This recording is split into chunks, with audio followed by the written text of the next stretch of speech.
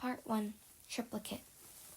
I was never going to amount to much anyway, but now statistically speaking, there's a better chance that some part of me will go on to greatness somewhere in the world. I'd rather be partly great than entirely useless. Sansom Ward. 1. Connor.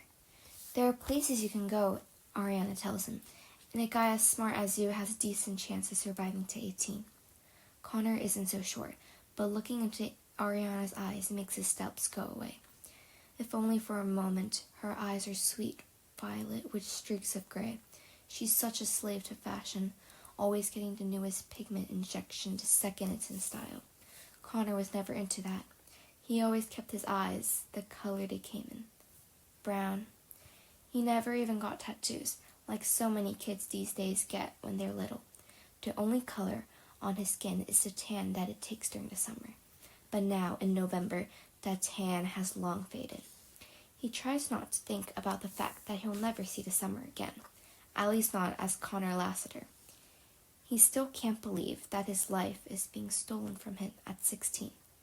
Ariana's violet eyes begin to shine as they fill with tears that flow down her cheeks when she blinks.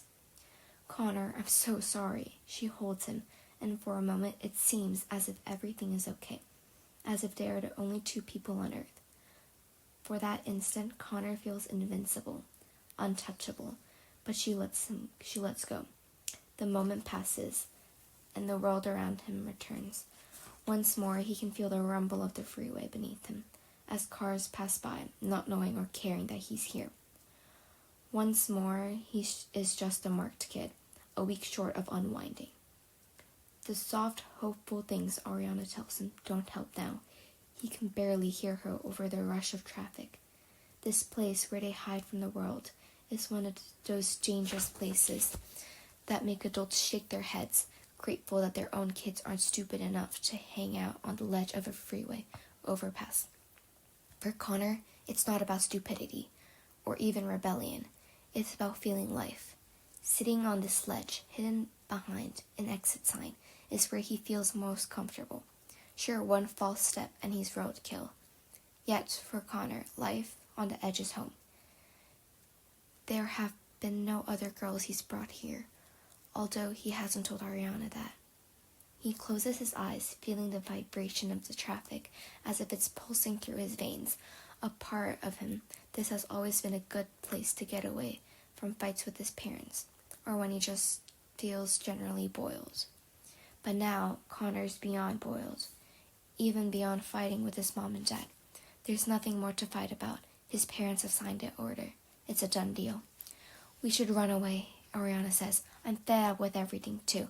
My family, school, and everything. I could kick AWOL and never look back. Connor hangs on the thought. The idea of kicking AWOL by himself terrifies him. He might put up a tough front. He might act like the bad boy at school. But running away on his own? He doesn't even know if he has the guts. But if Ariana comes, that's different. That's not alone. Do you mean it? Ariana looks at him with her magical eyes. Sure I do. I could leave here, if you asked me. Connor knows this is major. Running away with an Unwind, that's commitment. The fact that she would do it moves him beyond words. He kisses her. In spite of everything going on in his life, Connor suddenly feels like the luckiest guy in the world. He holds her, maybe a little too tightly, because she starts to squirm. It just makes him want to hold her even more tightly. But he fights that urge and lets go. She smiles at him. AWOL, she says. What does that mean anyways? It's an old military term or something, Connor says. It means absent without leave. Ariana thinks about it and grins. More like alive without lectures. Connor takes her hand, trying not to squeeze it too tightly. She said she'd go if he asked her. Only now does he realize he hasn't actually asked yet. Will you come with me, Ariana? Ariana smiles and nods. Sure, she says. Sure I will. Ariana's parents don't like Connor. We always knew he'd be an Unwind. He can just hear them saying, You should have stayed away from that Lassiter boy. He was never Connor to them. He was always that Lassiter boy.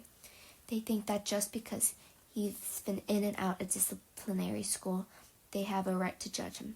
Still, when he walks her home that afternoon, he stops short of her door, behind a tree, as she goes inside. Before he heads home, he thinks how hiding is now going to be a way of life for both of them. Home. Connor wonders how he can call the place he lives home when he's about to be evicted, not just from the place he sleeps, but from the hearts of those who are supposed to love him. His father sits in a chair, watching the news as Connor enters. "Hi, Dad." His father points to some random carnage on the news. Clappers again. What did they hit this time? They blew up an Old Navy in the North Akron Mall. Says Connor. You'd think they'd have better taste. I don't find that funny. Connor's parents don't know that Connor knows he's being unwound. He wasn't supposed to find out. But Connor has always been good at ferreting out secrets. 3 weeks ago, while looking for a stapler in his dad's home office, he found airplane tickets to the Bahamas. They were going on a family vacation over Thanksgiving. One problem, though. There were only 3 tickets. His mother, his father, his younger brother. No ticket for him. At first, he just figured the ticket was somewhere else, but the more he thought about it, the more it seemed wrong. So Connor went looking a little deeper when his parents were out, and he found it, the Unwind order. It had been signed in an old-fashioned triplicate. The white copy was already gone, off with the authorities. The yellow copy would accompany Connor to his end, and the pink would stay with his parents as evidence of what they'd done. Perhaps they'd frame it and have it high and hang it alongside his first grade picture. The date on the order was a day before the Bahamas trip. He was going off to be unwound, and they were going on vacation to make themselves feel better about it. The unfairness of it had made Connor want to break something. It had made him want to break a lot of things, but he hadn't. For once he held his temper, and aside from a few fights in school that weren't his fault, he kept his emotions hidden. He kept what he knew to himself. Everyone knew that an unwind order was irreversible, so screaming and fighting wouldn't change a thing. Besides, he found a certain power in knowing his parents' secret.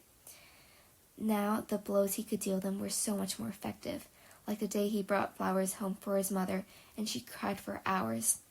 Like the B+ he brought home on a science test. Best grade he ever got in a science. He handed it to his father, who looked at it, the color draining from his face. See, Dad? My grades are getting better. I could even bring my science grade up to an A by the end of the semester. An hour later, his father was sitting in a chair, still clutching the test in his hand, staring blankly at the wall. Connor's motivation was simple. Make them suffer. Let them know for the rest of their lives what a horrible mistake they made. But there was no sweetness to this revenge, and now, 3 weeks of rubbing it in their face has made him feel no better. In spite of himself, he's starting to feel bad for his parents, and he hates that he feels that way. Did I miss dinner? His father doesn't look away from the TV. Your mother left a plate for you. Connor heads off towards the kitchen, but halfway there he hears, Connor? He turns to see his father looking at him. Not just looking, but staring. He's going to tell me now, Connor thinks.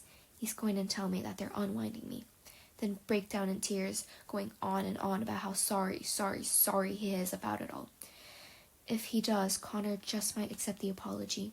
He might even forgive him, and then tell him that he doesn't plan to be here when the juvie cops come to take him away. But in the end, all his father says is, Did you lock the door when you came in? I'll do it now. Connor locks the door, then goes to his room, no longer hungry for whatever it is that his mother saved for him. At 2 a.m, Connor dresses in black and fills a backpack with the things that really matter to him. He still has room for 3 changes of clothes. He finds it amazing. When it comes down to it, there are few things worth taking. Memories, mostly. Reminders of a time before things went so wrong between him and his parents. Between him and the rest of the world. Connor peeks in on his brother, thinking about waking him to say goodbye, then decides it's not a good idea. He silently slips out into the night. He can't take his bike, because he had installed an anti-theft tracking device. Connor never considered that he might be the one stealing it. Ariana has bikes for both of them, though. Ariana's house is a 20-minute walk if you take the conventional route. Suburban Ohio neighborhoods never have streets that go in straight lines. So instead, he takes the more direct route through the woods and makes it there in 10. The lights to Ariana's house are off. He expected this. It would have been suspicious if she had stayed awake all night. Better to pretend she's sleeping so she won't alert any suspicion. She keeps his distance from the house. Ariana's yard and front porch are equipped with motion sensor lights that come on whenever anything moves into range. They're meant to scare off wild animals and criminals. Ariana's parents are convinced that Connor is both. He pulls out his phone and dials the familiar number. From where he stands in the shadows at the edge of the backyard, he can hear it ring in her room upstairs.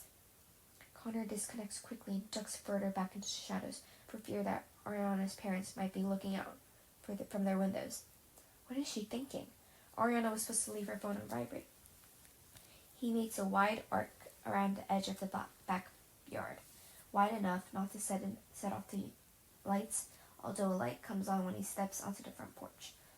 Only Ariana's bedroom faces that way. She comes to the door a few minutes later, opening it not quite wide enough for her to come out, or for him to go in. "Hi, are you ready?" asks Connor. Clearly she's not. She wears a robe over satin pajamas. "You didn't forget, did you?" No, I didn't forget." "So hurry up. The sooner we get out of here, the more of a lead we'll get before anyone knows we're gone." "Connor," she says, "here's the thing." And the truth was right there in her voice. In the way it's such a strain for her to even say his name. The quiver of apology lingering in the air like an echo. She doesn't have to say anything after that, because he knows. But he lets her say it anyway. Because he sees how hard it is for her, and he wants it to be done. He wants it to be the hardest thing she's ever done in her life. "Connor, I really want to go, I do. But it's just a really bad time for me. My sister's getting married, and she's picked me to be her maid of honor, and then there's school." "You hate school. You said you'd be dropping out when you turn 16. "Testing out," she says. "There's a difference." "So you're not coming." "I want to. I really, really want to. But I can't." "So everything we talked about was just a lie?" "No," says Ariana. "It was a dream. Reality got in the way, that's all. And running away doesn't solve anything." "Running away is the only thing to save my life," Connor hisses. "But I'm about to be unwound in case you forgot." She gently touches his face. "I know," she says, "but I'm not." Then a light comes on at the top of the stairs. Reflexively, Ariana closes the door a few inches. "Ari?" Connor hears her mother say. "What is it? What are you doing at the door?" Connor backs up out of view, and Ariana turns to look up the stairs. "Nothing, Mom. I thought I saw a coyote from my window, and I just wanted to make sure the cats weren't out." "The cats are upstairs, honey. Close the door and go back to bed." "So I'm a coyote," says Connor. "Shush," says Ariana, closing the door until there's just a tiny slit, and all he can see is the edge of her face and a single violet eye. "You'll get away. I know you will. Call me once you're somewhere safe." Then she closes the door. Connor stands there for the longest time until the motion sensor light goes out. Being alone had not been part of his plan, but he realizes it should have been. From the moment his parents signed those papers, Connor was alone. He can't take a train. He can't take a bus. Sure, he has enough money, but nothing's leaving until tomorrow, and by then, they'll be looking for him in all the obvious places. Unwinds on the run are so common these days, they have whole teams of juvie cops dedicated to finding them. The police have it down to an art. He knows he'll be able to disappear in a city because there are so many faces. You'll never see the same one twice. He knows he can also disappear in the country, where people are so few and far between. He could set up house in an old barn and no one would think to look. But then Connor figures the police probably thought of that. They probably have every old barn set up to spring like a rat trap, snaring kids like him. Or maybe he's just being paranoid. No, Connor knows the situation calls for justified caution, not just tonight, but for the next 2 years. and once he turns 18, he's home free. After that, sure, they can throw him in jail, they can put him on trial, but they can't unwind him. Surviving that long is a trick. Down by the interstate, there's a rest stop where truckers pull off the road for the night. This is where Connor goes. He figures he can slip in the back of an 18-wheeler, but he quickly learns that truckers keep their cargo locked. He curses himself for not having that forethought enough to consider that. Thinking ahead had never been one of Connor's strong suits. If it was, he might not have gotten into the various situations that have plagued him over these past few years. Situations that got him labeled like trouble and at risk. And finally, this last label, Unwind. There are about 20 parked trucks and a brightly lit diner where half a dozen truckers eat. It's 3:30 in the morning. Apparently, truckers have their own biological clocks. Connor watches and waits. Then, at 3:45, a police cruiser pulls silently into a truck stop. No lights, no siren. It slowly circles the lot like a shark. Connor thinks he can hide until he sees a second police car pulling in. There are too many lights over the lot for Connor to hide in the shadows, and he can't bolt without being seen in the bright moonlight. A patrol car comes around the far end of the lot. In a second, its headlights will be on him. So he rolls beneath the truck and prays the cops haven't seen him. He watches as the patrol car's wheels slowly roll past. On the other side of the 18-wheeler, the second patrol car passes in the opposite direction. Maybe this is just a routine check, he thinks. Maybe they're not looking for me. The more he thinks about it, the more he convinces himself that's the case. They can't know he's gone yet. His father sleeps like a log, and his mother never checks on Connor during the night anymore. Still, the police cars circle. From his spot beneath the truck, Connor sees the driver's door of another 18-wheeler open. No, it's not the driver's door. It's the door to the little bedroom behind the cab. A trucker emerges, stretches, and heads toward the truck's dog bathroom, leaving the door ajar. In the hairbreadth of a moment, Connor makes a decision and bolts from his hiding spot, racing across the lot to the truck. Loose gravel skids out from under his feet as he runs. He doesn't know where the cop cars are anymore, and he doesn't matter. He has committed himself to this course of action, and he has to see it through. As he nears the door, he sees headlights arching around. About to turn towards him, he pulls open the door to the truck sleeper, hurls himself inside, and pulls the door closed behind him. He sits on a bed not much bigger than a cot, catching his breath. What's his next move? The trucker will be back. Connor has about 5 minutes if he's lucky, 1 minute if he's not. He peers behind the bed. There's space down there where he can hide, but it's blocked by 2 duffel bags full of clothes. He could pull them out, squeeze in, and pull the duffel bags back in front of him. The trucker would never know he's there. But even before he can get the first duffel bag out, the door swings open. Connor just stands there, unable to react as the trucker reaches in to grab his jacket and sees him. Whoa, who are you? What the hell are you doing in my truck? A police car cruises slowly past behind him.